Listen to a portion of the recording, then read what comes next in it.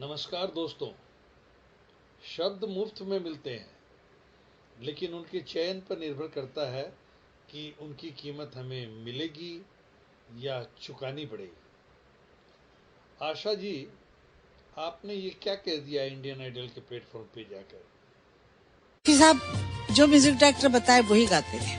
ऐसा गाइए, ऐसा गाइए। तो मैं एक दिन भर सुन रही थी कि ये उनको सिखा रहे हैं, तो मैंने वो सीख लिया। रफी साहब ने नहीं सीखा, मैंने सीख लिया। आशा जी, आपने इंडियन आइडल इतने बड़े प्लेटफॉर्म पे जाकर कितनी आसानी से ये बात कह दी।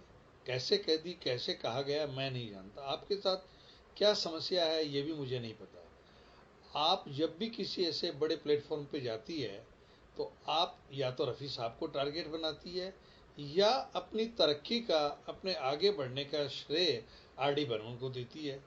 जबकि आर डी बर्मन 1961 में आए छोटे नवाब से फिल्मों में। उसके पहले तो ओपन ईयर के साथ गाने गाकर आप इतनी बुलंदी पर पहुंच चुकी थी जिसका कोई हिसाब ही नहीं। आप उनका कहीं जिक्र नहीं करती है, और जिनके साथ आपने अनगिनत सबसे ज़्यादा गाने गाए उनको भी छोड़कर आप कभी कभी ये बोलती है कि मेरे सबसे ज़्यादा गाने उसके साथ थे, उसके साथ थे। आपके साथ क्या समस्या है मुझे नहीं मालूम, लेकिन जहाँ तक मैं समझ रहा हूँ कि ये बातें कहकर आप जो है, आप सोशल मीडिया में जाइए और आप देखिए लोगों का जो रिमार्क है, लोगों का क्या आया है। लोगों ने आपको कितना, हजारों की तादाद में लोगों ने आपको कोसा है, धिक्कारा है। तो इस उम्र में जब आपको पूजा पाठ, ये सब धर्म कर्म के काम करने चाहिए, क्योंकि आप एक ऐसी बुलंदी पर पहुंच, या कुछ ऐसी बातें करनी चाहिए जिसके आपकी इमेज और भी अच्छी हो। एज ए गायिका तो आपकी इमेज है ही है, लेकिन बातें करें तो और भी इमेज अच्छी अच्छी बातें। लेकिन इन बातों से आप अपना जो ग्राफ है वो नीचे लाती है। अगर आप मीडिया में बने रहने के लिए ये बात करती है तो भी मैं सोचता हूँ मीडिया में बने रहने के लिए लोगों की इतनी बातें सुनना, लोगों का तिरस्कार, वो भी अच्छा नहीं है। तो आप ये सब बातें मत कीजिए। आपने आज तक जितने गाने गाए हैं उनमें से अगर रफ़ी साहब के गानों को निकाल दिया जाए तो उसमें कुछ भी नहीं बचता है। डुएट गानों में कुछ भी नहीं बचता है। जो आपने जुगल गीत गाए हैं रफ़ी साहब के साथ, उनको निकाल दे तो कुछ नहीं है आपके पास डुएट में, मतलब 10% ही रहेगा आपका। तो आप छोड़िए, जितने हमारे कंपोजर है, जो मौसीकार है, मौसीकार में चाहे नौशाद साहब हो, चाहे शंकर जयकिशन हो, रवि साहब हो, लक्ष्मीकांत प्यारेलाल हो, ओपी नैयर हो, रोशन साहब हो, या जितने भी मौसीकार है, जो इनके भी जो गीत इन्होंने जो कंपोज किए हैं, उनमें से रफ़ी साहब के गाने अगर निकल जाते हैं 50 के बाद के गानों में, तो इनके गानों में भी कुछ नहीं बचता है। और आज भी हिंदुस्तान में जितनी रफ़ी साहब की बरसी पर तकरीबन एक रिपोर्ट निकली है, 20,000 शोज होते हैं ऑल ओवर इंडिया में। फॉरेन की बात छोड़ दीजिए, इंडिया में 20,000 शो उनके नाम से होते हैं। और वो जब थे तो भी कई शोज होते थे। तो आपके कितने होते हैं मैं इसमें नहीं जाऊंगा। आके बोलते थे रफी साहब ऐसा गाइए, रफी साहब ऐसा गाइए, शम्मी बहुत अच्छा गाते हैं, ऐसा गाइए, ऐसा गाइए। तो मैं एक दिन भर सुन रही थी कि ये उनको सिखा रहे हैं। ये लीजिए आशा जी, आपने फिर एक हंसी का फंवारा छोड़ने वाली बात कर ली कि शम्मी कपूर रफ़ी साहब को गाना सिखा रहे हैं। मतलब मैंने सीख लिया, पता नहीं आप क्या बोलती है। मतलब आपसे बोला कैसे जाता है ये भी समझ में नहीं आ रहा है। अब आप सुनिए शम्मी कपूर साहब क्या कह रहे हैं, ये सुनिए। रफी साहब, I would say I would be incomplete without Rafi Saab. I might do this, I might do that. And he would listen to me and says, okay, I'll try and do that.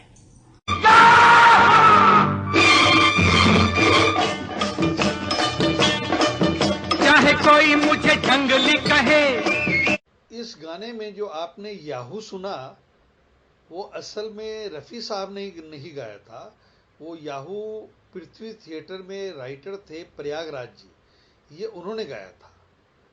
और शम्मी कपूर साहब बता रहे हैं कि रफ़ी साहब अपनी आवाज को याहू वहां ले गए। याहू चाहे कोई मुझे, वो चाहते तो गा सकते थे चाहे कोई मुझे जंगली, नहीं, वो अपनी आवाज को उस याहू के पास ले गए और वहां से गाया। उनकी ग्रेटनेस बता रहे हैं। आशा जी ने जो कहा है ये सारी बातें उसके विपरीत है, बल्कि ये वीडियो उनको जरूर देखना चाहिए। Shouted with all his might, Yahoo! And Rafi Saab took it, Chaib, and he took it up there.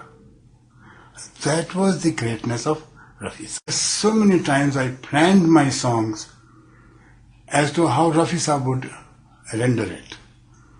And he did it the way I would want him to do. Asha ji, अब आप खुद ही देखिए और सुनिए कि आपने जो बातें कही और शम्मी कपूर साहब जो कह रहे हैं उसमें कितना विरोधाभास है, क्या इज्जत है उनके दिल में उनके प्रति।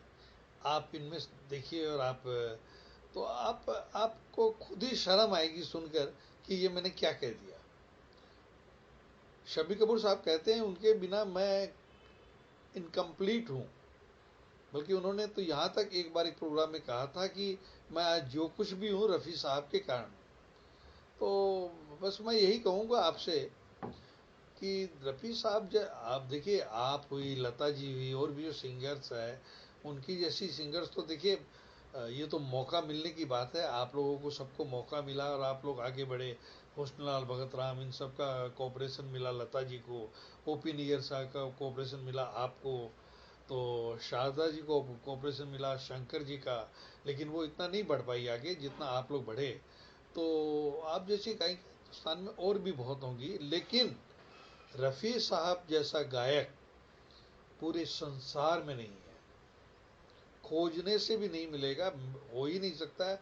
रफ़ी साहब एक ही थे और एक ही रहेंगे, उनकी जैसी आवाज़ आ ही नहीं सकती। आज भी लाखों लोग उनकी आवाज़ में गाकर अपना घर चला रहे हैं, अपना पेट भर रहे हैं।